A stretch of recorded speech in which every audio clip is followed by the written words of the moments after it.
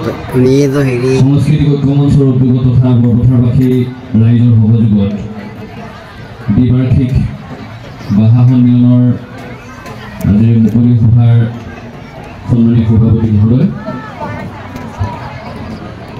মঞ্চত উপস্থিত থকা সাঁওতাল সাহিত্য পৰিষদৰ সন্মানীয় সভাপতি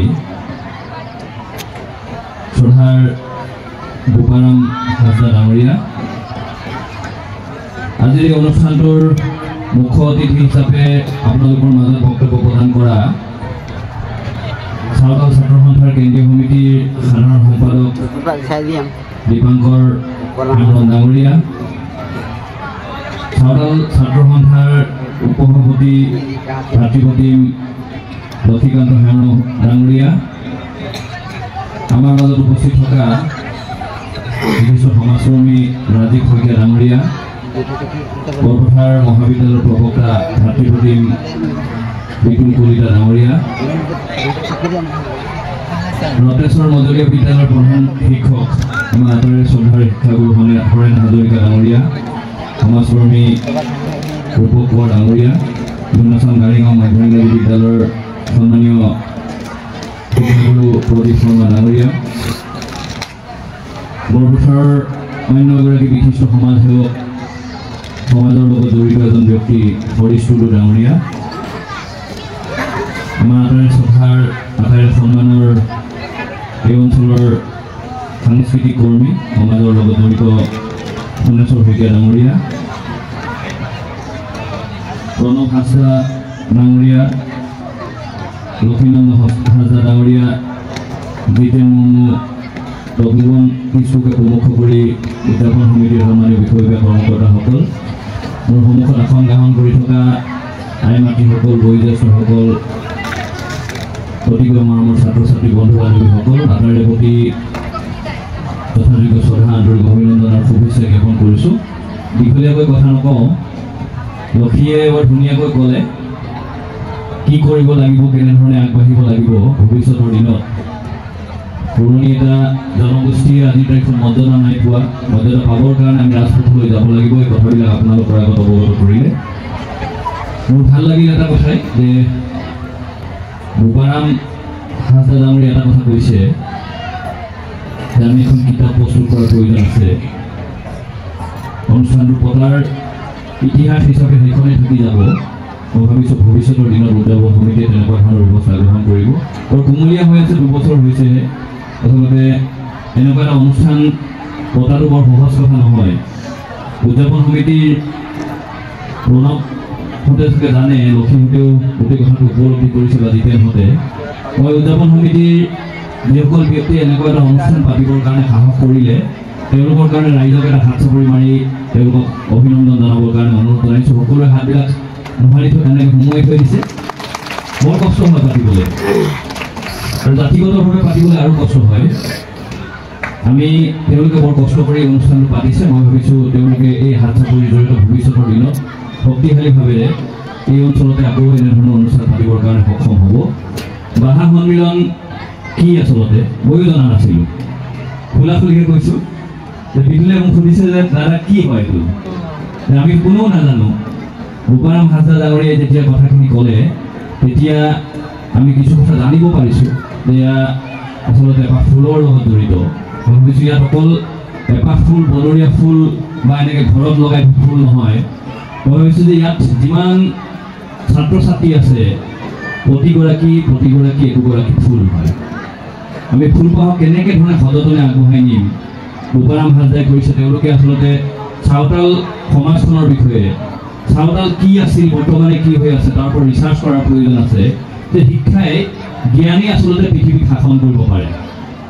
আমাৰ যদি জ্ঞান হয়, আমি যদি শিক্ষা লওঁ, আমি যদি প্ৰজ্ঞাৰ সাধনাৰে নিজক আগবঢ়াই নিব পাৰোঁ, আমি তেতিয়াহে গোটেই পৃথিৱীখনকে আমি শাসন কৰিবলৈ সক্ষম হ'ম। আমি সেইকাৰণে প্ৰতিগৰাকী ছাত্ৰ ছাত্ৰীক এটা কথা অনুৰোধ ৰাখিছোঁ যে আমি পঢ়িব লাগিব। পঢ়িবৰ কাৰণে হেঁপাহ আমাৰ থাকিব লাগিব, আৰু পঢ়ি গৈহে আমি আচলতে এখন সমাজক শুদ্ধ ৰূপত প্ৰতিষ্ঠা কৰিবলৈ সক্ষম হ'ম। মই ভাবিছোঁ জ্ঞান আহৰণক বাদ দি আমি আচলতে কেতিয়াও আগবাঢ়ি যাবলৈ সক্ষম নহ'ম। যে বালিকান্ত কাকতি ডাঙৰীয়াৰ কথা কৈছে, লীলা গগৈ ডাঙৰীয়াৰ কথা কৈছে, বুৰঞ্জীত তেওঁলোকে সাঁওতাল জনগোষ্ঠীটোৰ কথা লিপিবদ্ধ কৰা আছে। এতিয়া অকণমান যিসকলে পঢ়া শুনা কৰি আছে, কলেজত আছে, 8-9ত আছে বা তাতোতকৈ তলত আছে, তেওঁলোকৰ মনটো অনুসন্ধিত যিটো জানিবৰ মন যায়, যে জানিবলৈ কি মন যাব, চাওতাল জনগোষ্ঠীটো কি। আমাৰ জানিবলৈ মন গৈছিল, আমি জানিলোঁ যে আহোমসকল ক'ৰ পৰা আহিছিল, আহোমে কেনেকৈ ধৰণে ৰাজত্ব কৰিছিল। মই আহোম সম্প্ৰদায়ৰ এটা ল'ৰা, সেইকাৰণে মই কিছু কথা জানো যে আহোম ক'ৰ পৰা আহিছিল, কেনেকৈ আহিছিল, কিমানজন ৰজা আছিল, কিমানজন শাসন কৰিছিল, কেনেকুৱা ধৰণৰ যুদ্ধ বিগ্ৰহ হৈছিল, কাক মাৰি কোন শাসন কৰিছিল, এনেকুৱা ধৰণৰ কথাবিলাক কিন্তু আমি অলপ জানিবলৈ চেষ্টা কৰিছোঁ, তাৰ কাৰণে অলপ জানিছোঁ। মই ভাবিছোঁ ছাত্ৰ ছাত্ৰীসকলে কথাবিলাক জনাৰ প্ৰয়োজন আছে, নিজৰ জনগোষ্ঠীটোৰ কথা, অসমীয়া জাতিটোৰ কথা। অসমখন আচলতে আজিৰ তাৰিখত আমি ভাগ কৰাৰ এটা প্ৰক্ৰিয়া আৰম্ভ কৰিছে। আমি যে প্ৰত্যেকজন মানুহে এখন বৃহত্তৰ অসমীয়া জাতিটোৰ এই ছাতিটোৰ তলত বসবাস কৰি আছোঁ, সেইবিলাক কথা কিন্তু আমি উপলব্ধি কৰিব লাগিব, বুজি পাব লাগিব, তাৰ পাছত আমি আগবাঢ়ি যাব লাগিব। যে আমি ইয়াত বেলেগ বেলেগ মানুহ আছোঁ, মই বহি আছোঁ, সোণেশ্বৰ কাইদি বহি আছে, ৰূপক দা বহি আছে, ইয়াত আছে লক্ষীনাথ হেমৰম বহি আছে, সন্মুখত মোৰ লগত সঞ্জয় ঠাকুৰ আহিছে। সঞ্জয় ঠাকুৰ এটা বিহাৰী ল'ৰা। আমি ভাবোঁ যে ইয়াত বসবাস কৰা প্ৰতিগৰাকী বড়ো, মিচিং, তিৱা, কাৰ্বি, চাহ জনগোষ্ঠী, গোৰ্খা সম্প্ৰদায়ৰ, আহোম, চুতীয়া, কোচ, কছাৰী, চাওতালীয়ে হওক বা বেলেগ বেলেগ জাতি জনগোষ্ঠীৰ মানুহ প্ৰত্যেকে আমি অসমীয়া। আমি এই দৃষ্টিৰে চাব লাগিব অসমখনক। এতিয়া যদি আমি ভাগ হৈ যাওঁ, তেতিয়াহ'লে কি হ'ব, শত্ৰুৱে আমাক আশ পাব। সেইকাৰণে আমি প্ৰত্যেকেই যাতে একোগৰাকী অসমীয়া বুলি নিজকে আচলতে গৰ্ববোধ কৰিব পাৰিব লাগিব। তাৰ কাৰণে মই ভাবিছোঁ যে লক্ষীনাথহঁতে বহুত কষ্ট কৰি আছে, আমাৰ দীপাংকৰ হেমৰমহঁতে বহুত কষ্ট কৰি আছে, পুপাৰাম হাজদাই ইমান ধুনীয়াকৈ কথাবিলাক আপোনালোকৰ লগত অৱগত কৰিছে, কষ্ট কৰিছে। আমি ভাবোঁ যে প্ৰত্যেকেই এই বৃহত্তৰ অসমীয়া জাতিটোত বিলীন হ'বৰ কাৰণে প্ৰচেষ্টা হাতত ল'ব লাগিব। মই ভাবিছোঁ আজিৰ অনুষ্ঠানটোৱে তাকে এটা বাৰ্তা প্ৰেৰণ কৰিব যে আমি কেনেকৈ ধৰণে আগবাঢ়ি যাম, অধ্যয়ন আমাক লাগিবই। সেই কথাষাৰ পুপাৰাম হাজদা ডাঙৰীয়াই আপোনালোকৰ আগত কৈছে। আমি নাচিব লাগিব, আমি সাংস্কৃতিক সন্ধ্যা উপভোগ কৰিব লাগিব, কিন্তু আমি নিজৰ জাতিটোৰ কথা জানিব লাগিব।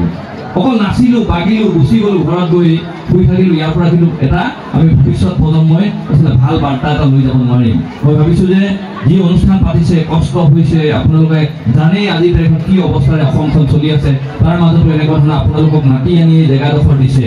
মই ভাবিছোঁ এওঁলোকৰ এই সময়খনত আমি যে এটা বাৰ্তা ভৱিষ্যতৰ দিনত লৈ যাব লাগিব, তাৰ কাৰণে প্ৰত্যেকেই উপলব্ধি কৰিব বুলি মই আশা প্ৰকাশ কৰিছোঁ। আগতীয়াকৈ বহাগী বিহুৰ শুভেচ্ছা জনাইছোঁ।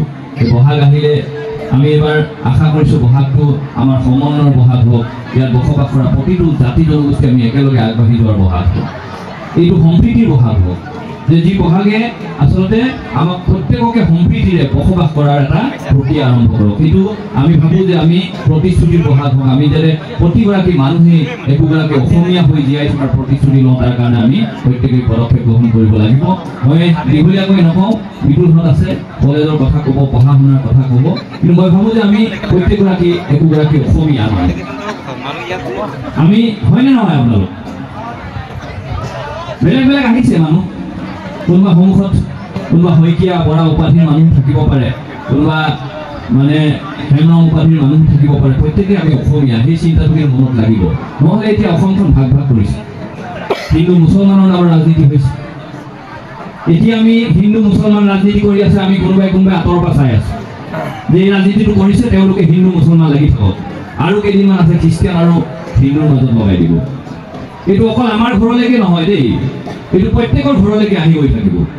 এইটোৱে গোটেই সমাজখন বিষবাস্পলে পৰিণত কৰিব। আমি যে হিন্দু মুছলমান লাগি আছে এই কথাটোকে আমি যদি ওলাই কৰি থাকোঁ, তেতিয়াহ'লে অলপ দিনৰ পাছত দেখিব হিন্দু খ্ৰীষ্টান লগাই দিছে, তাৰ অলপ দিনৰ পিছত দেখিব যে ইয়াত বিভিন্ন ধৰণৰ বৌদ্ধৰ লগত কাজিয়া লগাই দিছে। আমি যাতে সমন্বয়েৰে বসবাস কৰিব পাৰোঁ ইয়াত, এই 21 শতিকাত মানে সুনীতা উইলিয়ামছ গৈ ক'ৰ পৰা আহিলগৈ, মহাকাশৰ পৰা আহিলগৈ, আমি যদি ধৰ্মৰ নামত ইয়াত ৰাজনীতি কৰি থাকোঁ, ধৰ্মৰ নামত ভাগ হৈ থাকোঁ, তেতিয়াহ'লে সমাজখন আগবাঢ়ি যাব নোৱাৰিব। সেইকাৰণে ভাবিছোঁ যে আমি ইয়াত বসবাস কৰা প্ৰতিটো জাতি জনগোষ্ঠীৰ নিজস্ব ঐতিহ্য আছে। আমাৰ আহোমসকলৰ নিজস্ব পৰম্পৰা ঐতিহ্য আছে, চাওতালসকলৰ নিজস্ব পৰম্পৰা ঐতিহ্য আছে, চুতীয়াসকলৰ নিজস্ব পৰম্পৰা ঐতিহ্য আছে, গোৰ্খাসকলৰ নিজস্ব পৰম্পৰা ঐতিহ্য আছে, বিভিন্ন জাতি জনগোষ্ঠীৰ নিজস্ব পৰম্পৰা ঐতিহ্য আছে। এইবিলাক আমি ৰক্ষা কৰিব লাগিব। আমি নিজৰ ভাষাটোৰ প্ৰতি দায়বদ্ধ হ'ব লাগিব, নিজৰ জাতিটোৰ প্ৰতি দায়বদ্ধ হ'ব লাগিব। আমি নিজৰ মাতৃভাষাক মাতৃভাষা হিচাপে মৰ্যাদা প্ৰদান কৰিব লাগিব।